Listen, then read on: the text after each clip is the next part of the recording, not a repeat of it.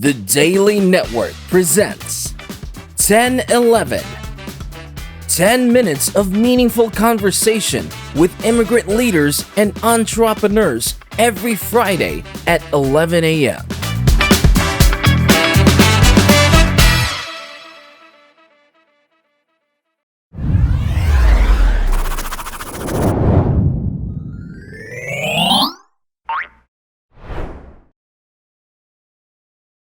Hi, Tanika. How are you? I'm good, Diana. How are you?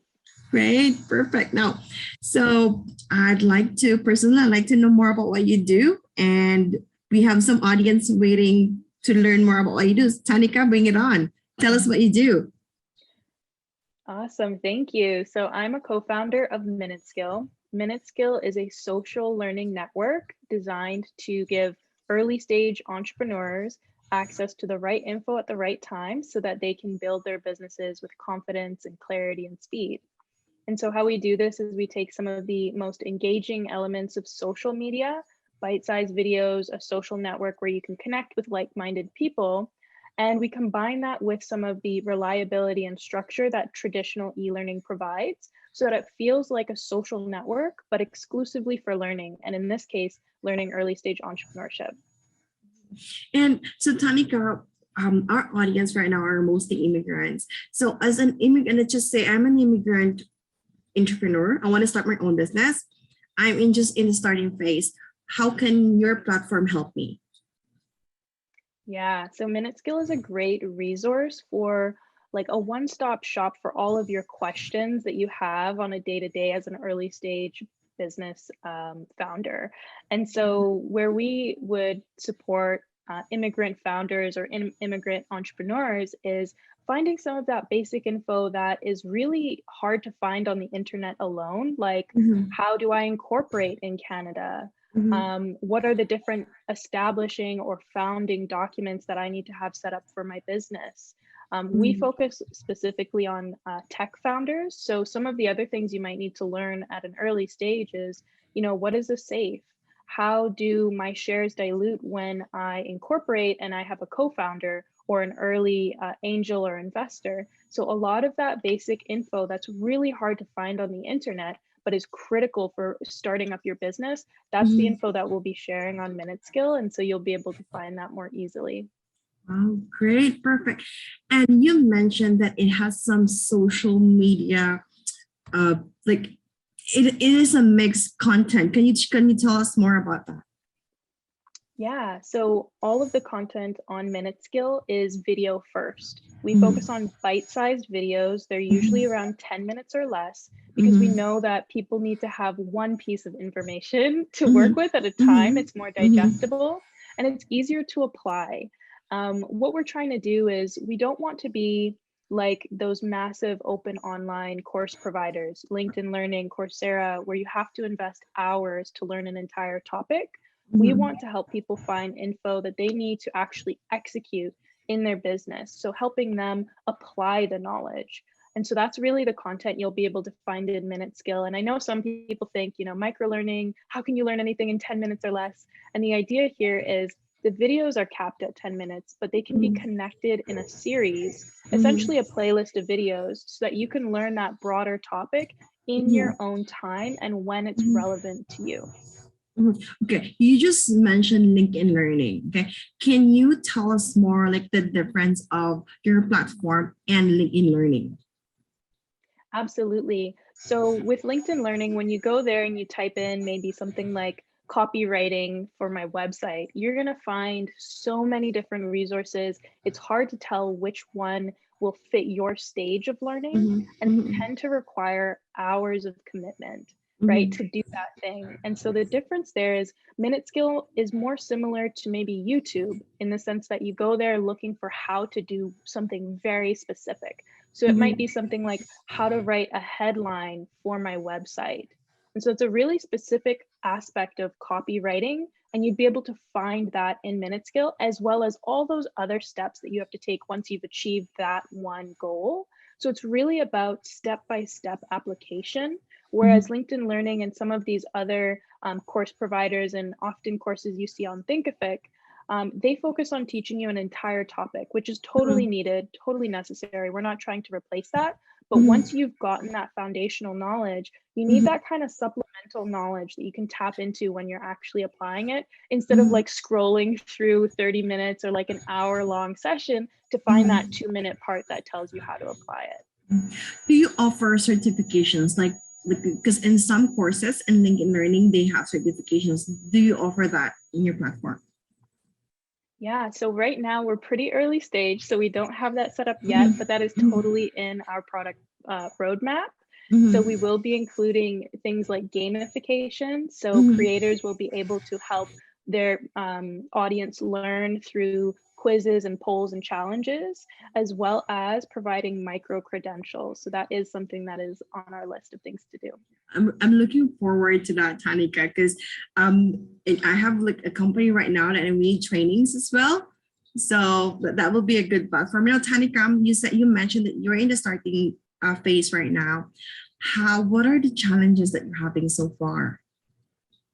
Yeah, it's funny because Minute Skill didn't even start in the area for early stage entrepreneurs. We kind of realized over time, how are we not focused here? Because one of our biggest challenges, and many other founders I speak to, is figuring out what to do next and whether you're doing it correctly. Nobody teaches you exactly how to build a business. And even my colleagues who have masters of business degrees, right? They have MBAs, but it's the execution where they really struggle. It doesn't really matter how much traditional formal education you have. We all struggle when it comes to what do I do next for my business? And I think we all live with that fear of not being able to build our businesses successfully, and our businesses possibly failing because of our inability to know what to do or our inability to execute. And so, I as a founder live with that fear all of the time. And so I think our biggest challenge is really just knowing what we need to do next and how to execute for our business, because once that problem is solved, then it feels like all of the other problems and challenges you try to problem solve in your business kind of fall into place. They're a bit easier to overcome. So that's definitely one of my biggest challenges to this day. And with that, how do you manage work or the business and then the personal life as well? Yeah, that is such a challenge. I'm still trying to figure that out. I'm still trying to crack that code. My work-life balance is a little bit too tipped towards work. But I think that it's really important to recognize as a business owner, as a founder, that you have to take care of yourself first, so that you can take care of your business. And I just want to share some of the advice that I had received from one of our business coaches, John Bowman. He's an amazing business coach.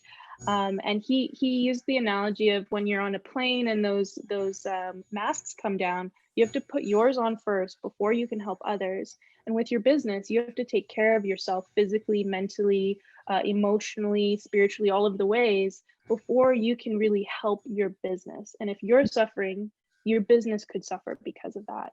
And so that's something I try to keep in mind as I'm trying to work out this balance. And so I'm really leaning into establishing healthy habits for self-care. That's one of my biggest priorities right now, is getting back into a habit of waking up early so I have that time to dedicate to myself before I start dedicating my time to my business. So self-care is my number one thing to do in terms of setting out that balance for work and personal life. I'd like to say 1,000% on that, because I do that as well. I believe that we are the goose that lays the golden eggs, right? So we have to prioritize ourselves. Again, we cannot help others if we don't help ourselves first. Now, Tanika, as a business owner, what are the books that you read, and maybe top three books that you're reading that you want to share to our audience as well? Yes, so I was just making this recommendation not that long ago for figuring out your positioning for your customers, for your product. I recommend Obviously Awesome by April Dunford. Amazing book for that. I think it's great for whether you're a tech entrepreneur or not. I also recommend specifically for tech entrepreneurs and specifically those creating a marketplace or a platform type business. There is a book called Platform Scale by Sangeet Paul Chowdhury. I'm sorry, I might have pronounced his name a little bit wrong, but he is an incredible author. He really lays out the principles for a platform kind of business model, which is very different from a traditional business model. And so coming to recognize that really helps you as, you know, a founder of that kind of business, figure out what you need to do and what you need to prioritize. Of course, there are some other staples like Traction. I'm forgetting the name of the author at the moment. I should really look up my list of books. And of course, The Lean Startup. There are so many other books that I'm sure people know of, but I do want to highlight Platform Scale and Obviously Awesome because those ones are not always talked about. I think I just bought a book, Platform Scale. So I'm gonna read that. I have this habit of just buying books and not reading them. All right. Anyways, so Tanika, last words that you want to share to our immigrant entrepreneurs or immigrant audience that they would want to start their own business.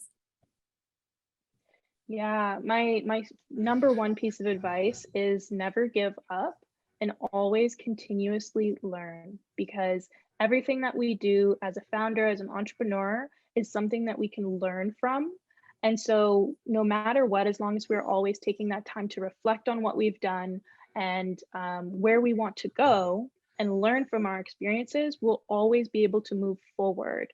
And so I know that it feels like sometimes nothing's going right, or it feels like you're facing insurmountable obstacles. And I just want to say that you can overcome any obstacle. Just never give up on yourself, on your business, and make sure to always stay informed, always keep learning, and you'll always be on the right path. Perfect. Thank you. Thank you very much, Tanika. And you have a great day. Thank you so much. The D.A.I.L.Y Network presents 10-11. 10 minutes of meaningful conversation with immigrant leaders and entrepreneurs every Friday at 11 a.m.